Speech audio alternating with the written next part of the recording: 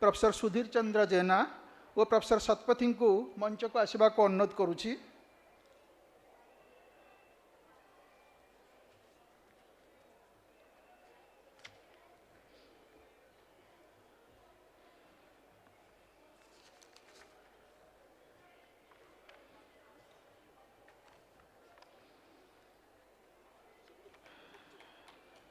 Let me introduce our esteemed guest.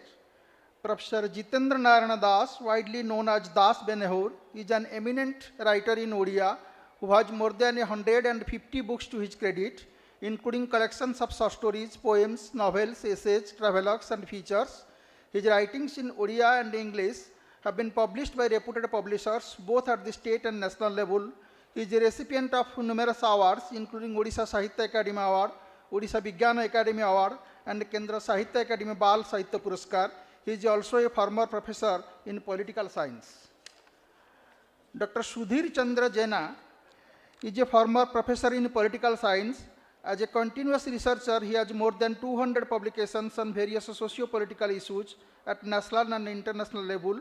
He served as a General Secretary of Indian Society of Gandhian Studies for 3 terms. He worked as the Counselor of Indian Social Science Academy. Dr. Sumanyu Satpathy is a former professor and head of the Department of English, University of Delhi. As visiting professor, he has taught at many universities in India and abroad. His areas of specialization include modernity studies, literary modernism and Odisha studies, Odia Sahitya, Kichi Mata, Kichi Abhimata and modernity, print and Sahitya are among his most recent publications. ମୁଁ ଏବେ professor Satpathy को आलोचना चक्र संचालन ପାଇଁ अनुरोध करूँ।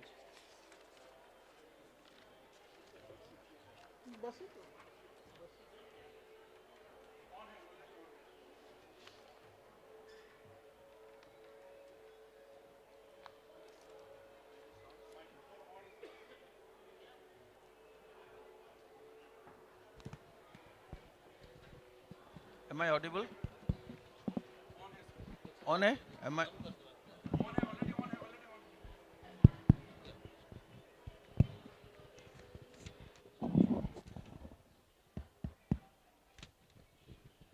Good afternoon. I'm the odd one out here because my professional affiliation has been to the Department of English. But as all of us know, they are jack of all trades. Professors of English are jack of all trades and masters of none, except perhaps to some extent their own literature. So I must begin by thanking National Book Trust, especially Kumar Vikram ji and Pramod Saraji for having invited me to chair this session or be the moderator of this session. So my job is a very simple one, and that is to engage my esteemed colleagues, esteemed panelists here in a conversation. The subject of the dialogue, as has already been pointed out by Dr. Pramod Sara, is Odisha and the Constituent Assembly, a look back. That is looking back on the Constitution Assembly, especially the contribution of Odisha to the making of the Indian Constitution. Hindi में बोलने से इसको कहा जाएगा ओडिशा और संविधान सभा एक सिंहावलोकन, looking back. And we have with us Professor Jitendra Narayan Das, aka Das Benhur, and Professor Sudhir Chandra Jena. As most of us here know, the Constituent Assembly of India was conceived and created by V.K. Krishna Menon. You know, the whole idea of setting up a Constituent Assembly. It was partly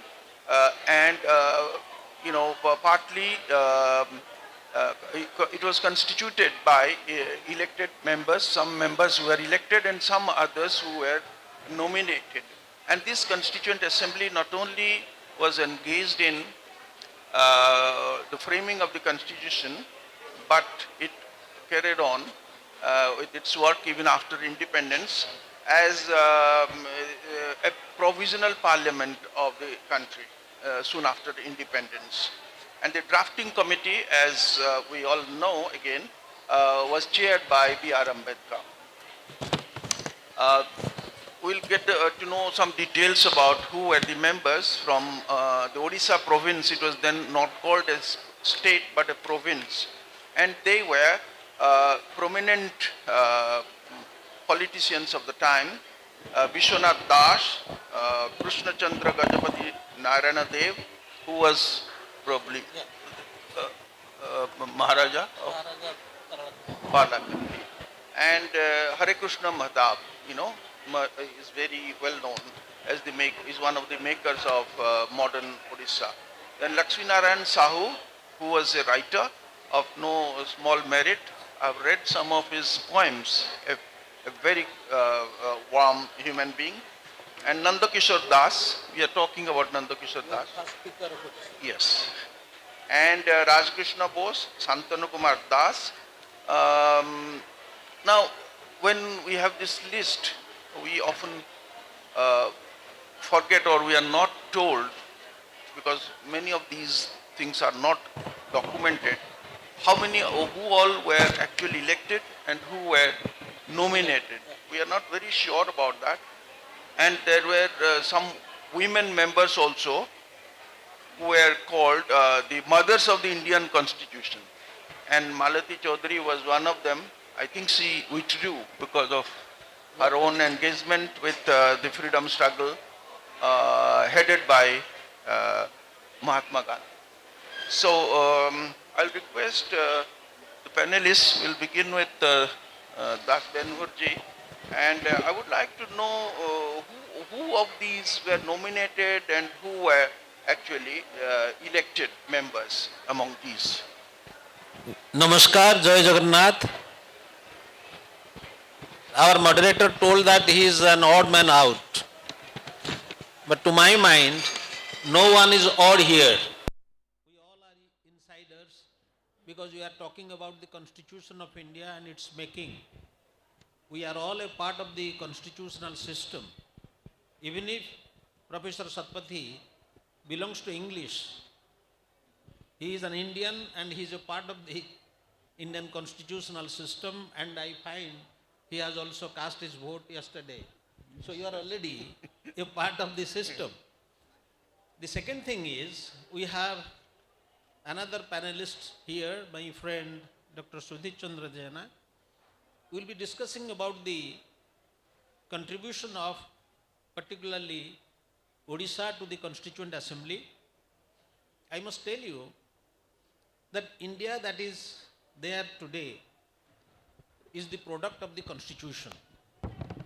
Whether we have a president, a prime minister, here the Supreme Court, everything. Since those things are there in the Constitution, we have those things also here. So therefore, it is said that the Constitution is the basic law of the land that frames not only the shape of the country, it also shapes the shape of the government. And this Constituent Assembly, which was an elected body for the provinces, I must tell you that India before independence was a kind of conglomerate consisting of 15 British Indian provinces and 565 princely states. And out of these 565 princely states like Baroda, Gwalior and Indore, they were not within the group. They were outside the group. That is why we had 562 princely states. And we had always a demand to have a constitution for ourselves. And researchers say this demand started from this Sepoy Mutiny, the first war of independence, they say. That means to govern ourselves on the basis of the principles laid down by us. Then in 1914, it is Gopal Krishna Gokhale who gave a set of principles and said that the future of the constitution should be shaped like this. Britishers accepted it, but did not kept their words. Then later on, in 1928, Motilal Nehru came up with Nehru Committee report, which was almost a constitution, but it was again not accepted. Then Simon Commission came in 1928, and there were 3 roundtable conferences, and on the basis of the recommendation of these 3 roundtable conferences, in 1935 we had the first document. We can call it a constitution, but it was a British document, Government of India Act 1935. Then the Scripps Mission and Cabinet Mission, on the basis of their recommendations, there was election in July 1946, and our Constituent Assembly started its functioning from 9th December 1946. Now the question is, if the elections came, would it go to the princely states? No. Only in the British Indian provinces there were election, and from the princely states they were nominated. Our moderator sir said that who are the members from Odisha, those who were elected and those who were nominated from the princely states. And I remember our moderator Professor Satpathy belongs to the biggest princely state of Odisha, that is Mayurbhanj. I tell you that those who were elected, their number was 9, and those who were nominated, their number was 5. Hare Krishna Mahatab, Malati Chaudhary, Vishwanath Das, Bodhram Dubey, Lakshminarayan Sahu, Bhuvanananda Das. He is known as the father of Indian Parliament. People do not know this. Then Nanda Kishore Das, who was the first Speaker of Odisha Legislative Assembly. Then Rajakrishna Bose and Santanu Das. Along with these people, 5 others were nominated from the princely states, because princely states, these people did not know what is vote, how to cast a vote, what is the importance of vote. So therefore they were nominated. The first one is Yudhishthira Mishra, who was from Balangir. Then N. Madhav Rao. He was a very prominent member because he was a constitutional advisor to the princely states of Odisha. So he was also nominated, and he was also a part of the drafting committee, very important member of the Constituent Assembly along with B.N. Rao. Then Loknath Mishra, he was also sometime the governor. Loknath Mishra was also nominated, and Krishna Chandra Gajapati Narayan Dev. I must tell you that these people, they have contributed immensely, and people do not know that Odisha is created in 1936 on the basis of language, Odia language, and later on in 1955-56 through States Reorganization Committee, India took up the cue and formed all these states on the basis of language.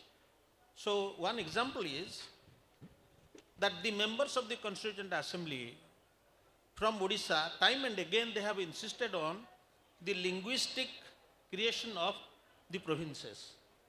It was done because in the whole country, even in the world now, they say that Bangladesh is created on the basis of language, so mother tongue day is celebrated on the basis of that. But it is Odia people, those who fought for 40 years. And Odisha was created a province on the basis of language along with Sindh. Sindh is now in Pakistan. So in the whole of India, it is Odisha which was created on the basis of language, and later on in 1955-56, all these other states are created. That is number one. During the Constituent Assembly hours also, after the independence declared in 1947 August, it is Nilagiri Princely State from Odisha, which first merged into the Indian Union voluntarily. It was 14th November 1947. So therefore, the contribution of the Constituent Assembly members from Odisha, it is quite immense. And given the opportunity, I will again go on and dilate on those things. Now it is over to our important rapporteur. Yes, Professor Jina,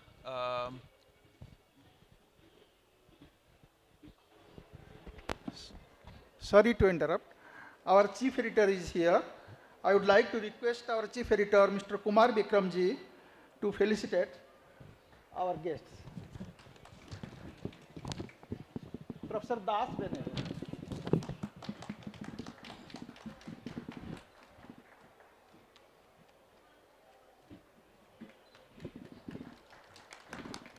Professor Sudhir Chandra Jaina.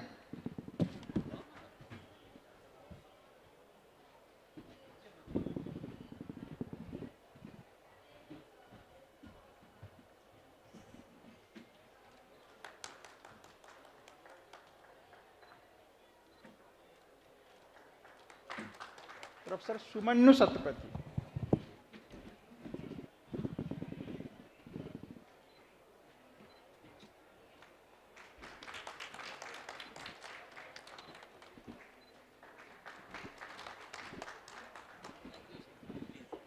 Thank you.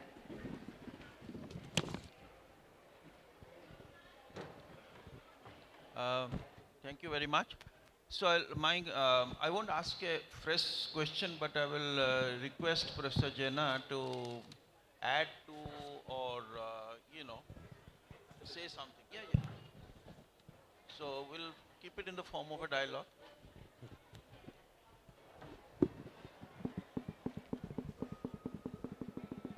So, honorable moderator, my teacher like senior Professor Das Benur, organizer. So, I will add something more and I will say one thing. Odisha has done a tremendous job during that period. And if we will divide the discussion into two parts, one will be what is the contribution of each individual members. That will be a long series. There are so many things are there. Because from 46 to 48, it was adopted to 26 November 1949, that day. So, it will be a long history. But I will focus on one or 2 points, that is, what was the role of, that is, Odia members or members in the Constituent Assembly, to which I can say consembly, that is my consembly. So, I will focus on federalism, because that was a great discussion at that time. So before that, I will say the most prominent of them, among the members, was Vishwanath Das. And Vishwanath Das got his ideas of federation, etc., from Utkala Gaurav Madhusudan Das. Because Madhusudan Das was a pioneer in the field of unification of Oriya states. And finally, Odisha became a separate state. That was his initiation in the beginning.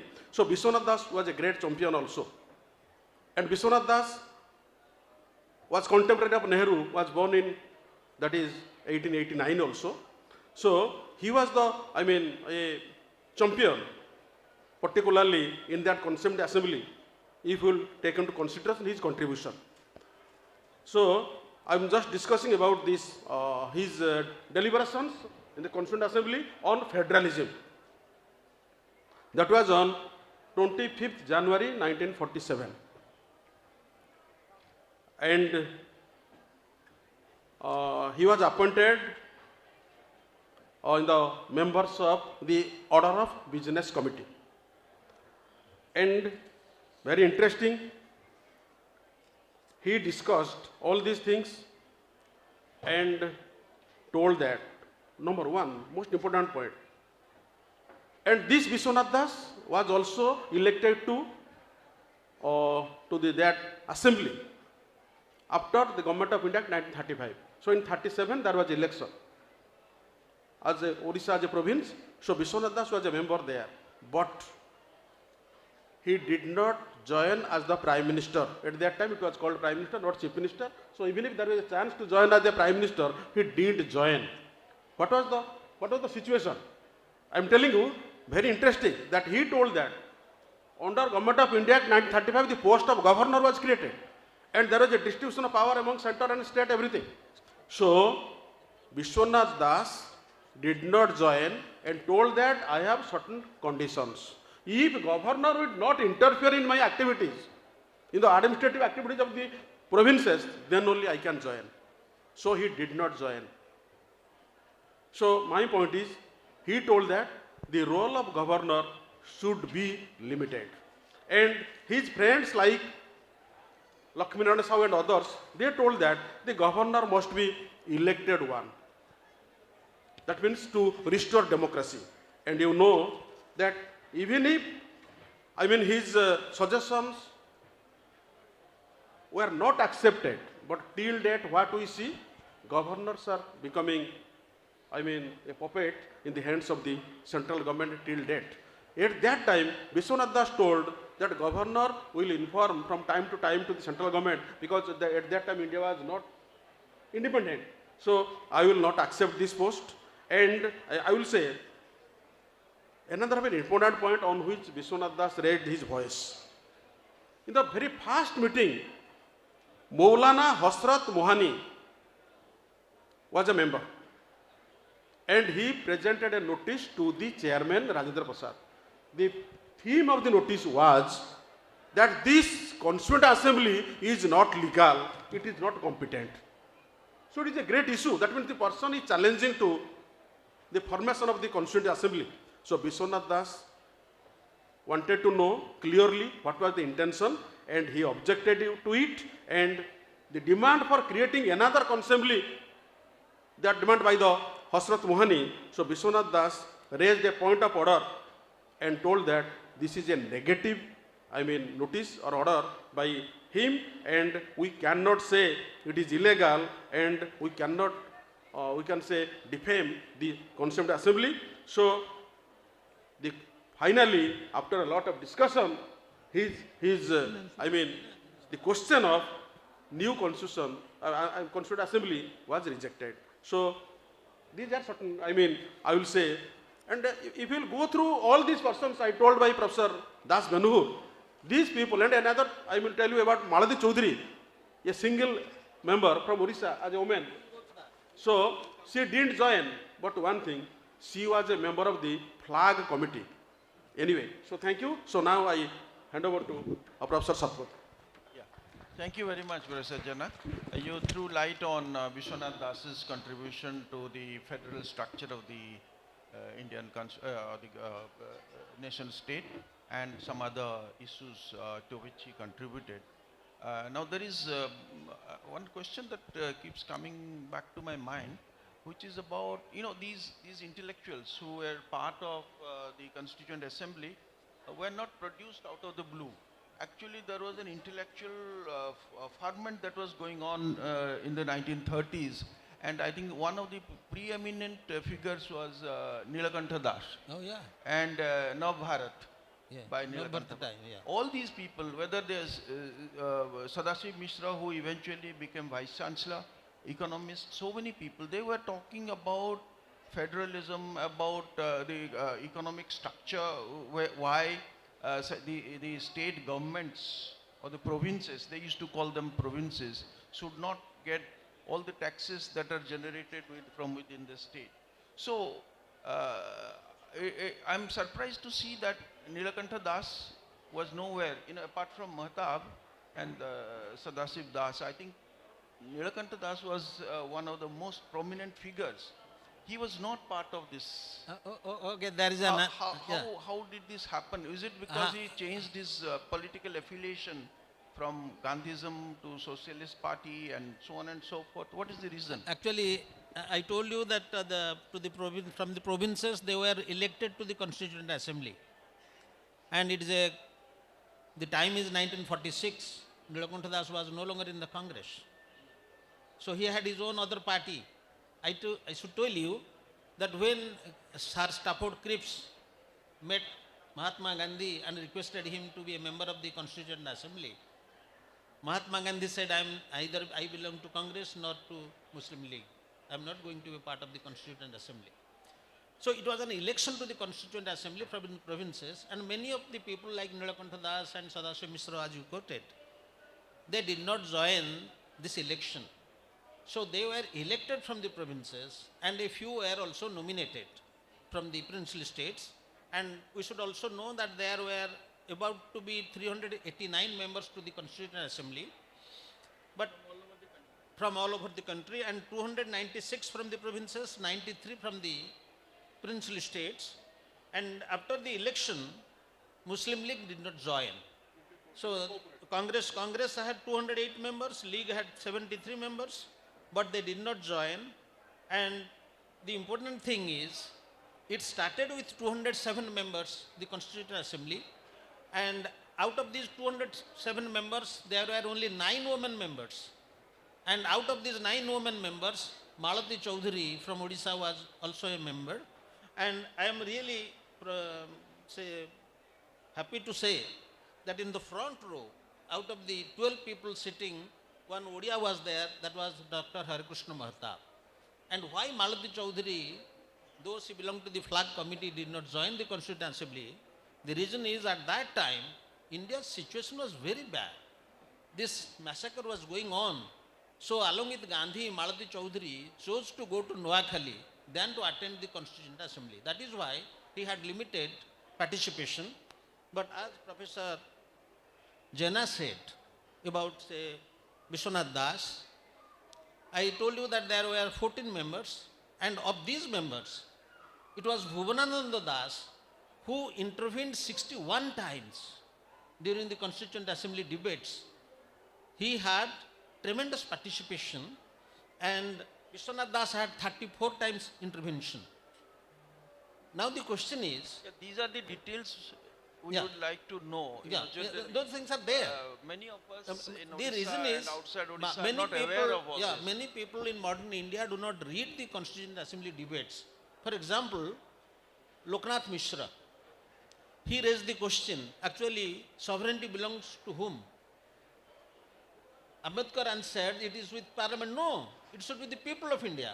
If today our preamble says that we the people of India having solemnly resolved and all that, it is because of the intervention of Loknath Mishra. It is a very important thing. This is very good. Second thing is, when the constitution was signed, it was signed on 24th November because it was adopted on 26th November 1949. And all these Odia members except one or two, they all signed in Odia at that point of time. So kind of Odia nationality was very much there, and they all signed in Odia. They raised very important questions, and it is Odisha who really showed the way how to merge the princely states, because when the Indian Independence Act 1947 came out, British wanted to balkanize India, to divide India into several parts, because they suggested 3 chambers. One chamber for, 3 groups. One group for Pakistan, one for India. They called Hindustan, Pakistan, and this will be Princelistan. Imagine. And it is Odisha who showed the way again, because Nilagiri, the princely states, under the stewardship of Mahatma. Mahatma also could not participate very much because he was already the premier of Odisha. So he had to run the administration there in Odisha. But all He the was same, responsible for the merger of all Nilagiri, the- yeah. all the Nilagiri is the princely past, states. Yeah, Nilagiri is the past princely states in the whole of India. Out of the 565 princely states who merged into the Indian Union voluntarily, and this showed the way to V.P. Menon and Sardar Patelji. People do not read. There is a book called Beginning of the End by Harikrishna Mahatma. Everything in detail is there. This is excellent. Excellent That is point. the thing. That is the thing. Yes. Now, I wanted to, I think my question is directly related to what you are about to say. One of the members, probably Lakshminarayan Sahu, Right. was the one who talked about, education. Right. Whether education should be Right. in the hands of the central government or the state provinces. Concurrent list. Yes. Right. So, you can highlight that aspect, please. Okay. So, I can go to that point, but a very interesting thing is that, ठीक है.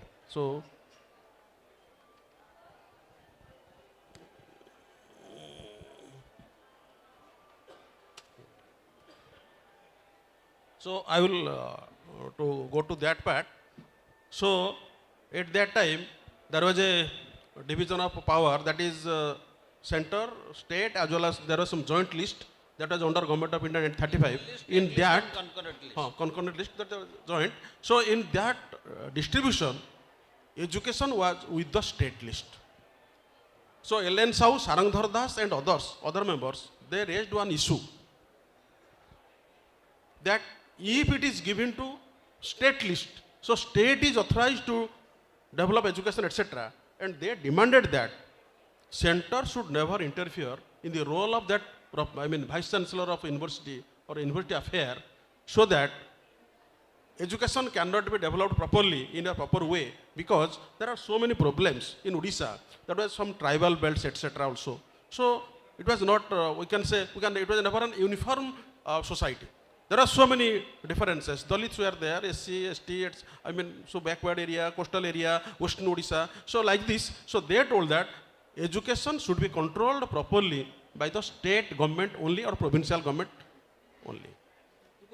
And then another thing I tell you here, I am corroborating the idea. Lakshminarayan Sahu, who was very prominent in his field, he talked about the tribals of both, northern part and also Odisha. And he found that,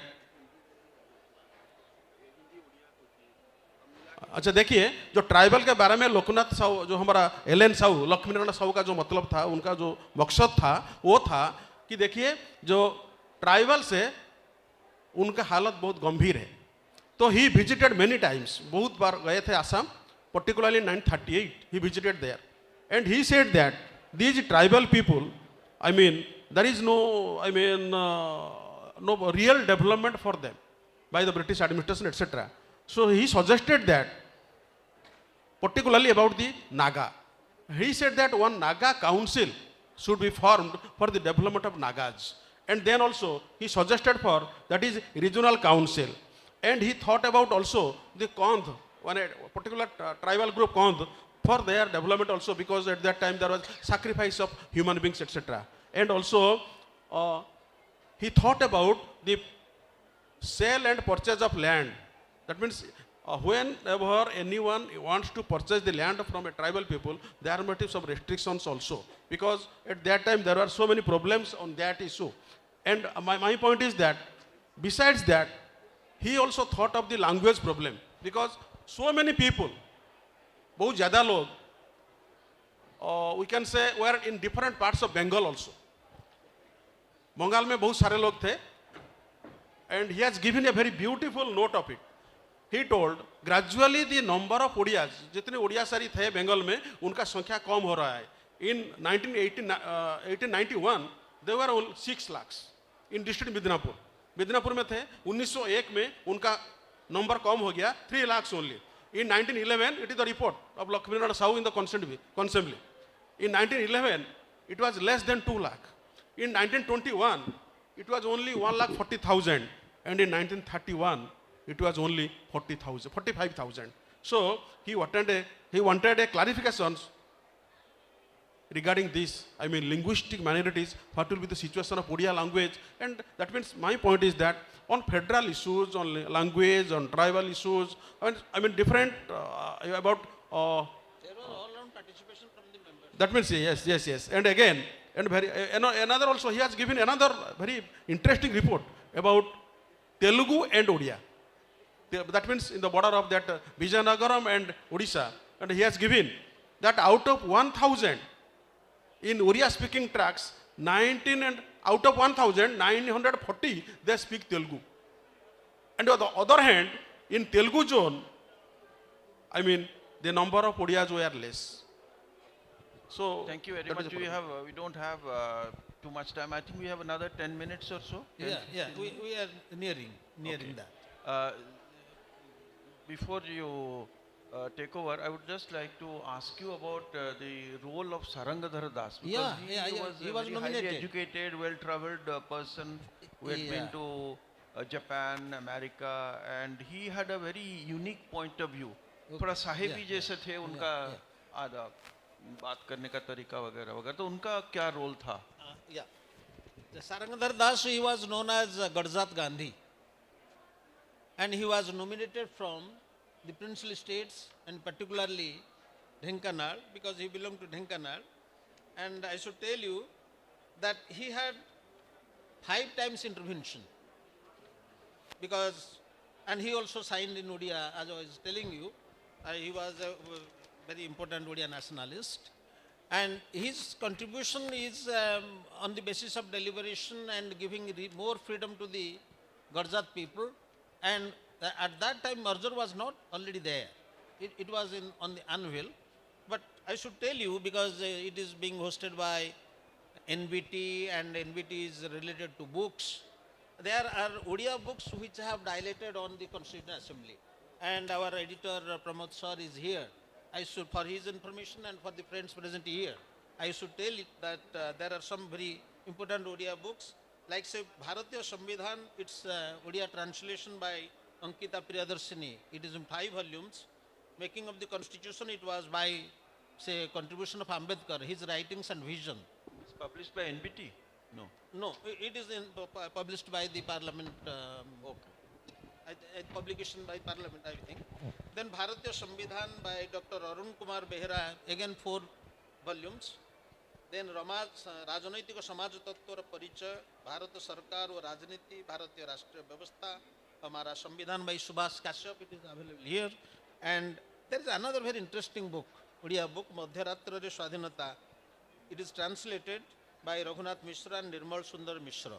Along with this, very recently I came across a book, Bharatar Sambidhan or Rajniti, by say Adhyapak Vishwaranjan and Adhyapak Harmohan Pradhan. And there is another book, Sambidhan or Rajniti by Loknath Saha, Vidhi Vidhan Sambidhan again by Vishwaranjan, Ama Sambidhan by Dr. Kartikeshwar Patra, who was an MP. And for the benefit of the audience present here, a very interesting book that has come out, say, in 2022, that is Sambidhan Sandarshan, Pranayano o Abhigyan by Vibhuti Bhushan Das. It is published by one Odia publisher. So my point is, unless we tell people what is the contribution of the Constituent Assembly, because Constituent Assembly was not only the maker of the Constitution which shaped the future of India, it was also the provisional parliament. So very important role is being played by the Constituent Assembly, and those people who contributed to the making of the Constitution, we must all should be grateful towards that. And today very few people know about the Constituent Assembly and the role of the Constituent Assembly in making the future of India. There is much of deliberation, whether you have parliamentary democracy, independence of judiciary, the role of the governor, because you look at this, the governor is the only authority under the Constitution who is not elected. We are in a democracy, and without being elected, we have authorities in the provinces. There was some controversy about that. I think one of the Yeah, members that is from there Odisha, in the debate. Because so at that can time, you elaborate yeah, on that? What did because that of the- honorable member say about because the role of the governor? Yeah, because of the situation at that point of time, it was very difficult to hold the provinces together. Though they needed a strong center. The first article that India shall be, he was talking about federalism. But the first article of the Constitution says that India, that is Bharat, shall be a union of states. Why union of states? They wanted to make a strong India. And to maintain a strong India, they had to have agents in the provinces, those who will be answerable to the center, not to the people of the province. That is how the position of the governor is there. But now there is a time when we talk about Constituent Assembly and the Constitution, we must rethink about the position, because we have governors in all the provinces who are not elected by those people, but they are the authorities in the provinces. And even if they want, they can also change the government, because on the basis of the, under the Article 356, on the basis of their report, if the central government wants, the democratically elected government can be thrown out. What does the constitution say about the appointment of the governor? The governor will be appointed by the president, and on the basis of the pleasure of the president, he will continue. So there And is pleasure no of the election. president means the pleasure of the cabinet. It is the central government who is the appointing authority of the governors. Yeah. So that provision, as you rightly pointed out, was the felt need at that point of time. So that It was need of the time. that was a need. Even directive principle of state policy, it is written there in the Constitution that these are fundamental in the governance of the So Constitution. what you are saying is that over time, say 10, 20 years down the line after we independence, must this should yeah, have been, rethink. this There should must have be a been thought, rethink So into that that. did not One important thing is directive principle state policy. Very few people talk about that. it is said that these are fundamental in the governance of the constitution. Quintessence, that is Biswanath Das. 38 article, clearly fundamental in the governance. Which is fundamental? That means without these things, administration cannot run. But at the same time, it is said that these are not justiciable. That means these are not protected by law. Should we not think about this now? At that point of time, that was important then. But today, if this is fundamental for the governance of the constitution, there is much of debate in the Constituent Assembly about the governor's role and about the directive principal state policy. Now, this is time. We are talking about this in our national capital. There must be rethinking. There must be rethinking about the provisions and how to give effect to these principles. That is the important thing. Another thing, I will just quoting, I will finish. At that time, I am talking about the distribution of power between center, state, and that was concurrent list or joint list. This is related to what we have That been federalism I am related to. So at that time, our Oriya members in the Constituent Assembly, they demanded, उनका demand था कि जो natural resources है, जो forest है, ये community के पास रहना चाहिए. कितना, you just see the farsightness of these members. So now today only 2000. It is Lakshmi Narayana Sahu. In 2005 only, government declared forest right or to the to the community. So community adjacent to the forest. Sorry, will enjoy this Lakshmi Narayana Sahu, Lakshmi people Narayana must Sahu. know, he was given Padma Shri, and at the age of 60, he passed history MA. The man was that. He was a fantastic person, involved with the people, committed to the needs of the people. Very few people know about him. I read somewhere that he used to give money to needy students, 5 rupees Yeah, per month. people And should- when there was People should a whole read his village- autobiography, Mo Barabula Jibana. villages were burnt down, Yeah. and he paid a lot of money to save them. Yeah. He was not very. And he has sincere. written hundreds of books. Many people do not know that. And another thing, very beautiful thing I will told about Biswanath Das. Biswanath Das was a member of that forced labor committee at 1929. And he demanded that, I am telling one thing, that we have to think about the forced labor at that time also. And again, in the Constituent Assembly, he raised a question that some war prisoners from Afghanistan was here. And they were Okay, I relatives think, of we Afghan are being princess. asked So I am concluding. wind up. One minute. So that means he demanded that they should enjoy fundamental rights in India if they want to remain here. Right to equality also. And again, another thing I will tell you, Sarangdar Das It's time. presented Because, about after this this there is decentralization of power, etc. So after all, overall, ODIs had a great role in taking part in Constituent Assembly at that time on different aspects. So thanking you. I'm cutting you short, both the panelists, but it's time we are being urged because there is another program.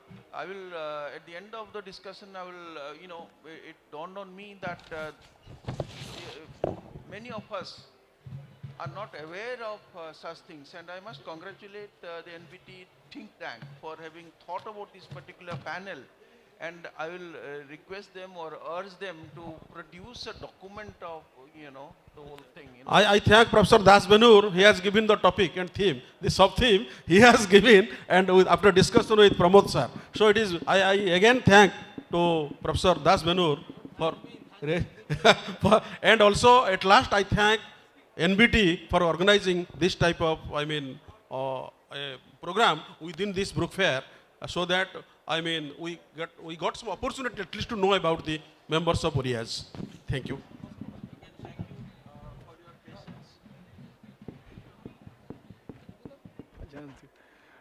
ओडिशारू आसीथिबा अतिथि मानक ठारू ओडिशार स्वर संविधान सभा आम शुणिले समस्त अतिथि को धन्यवाद एनबीटी संपादक बंधुगण सहयोगी कर्तृपक्ष समस्त धन्यवाद धन्यवाद।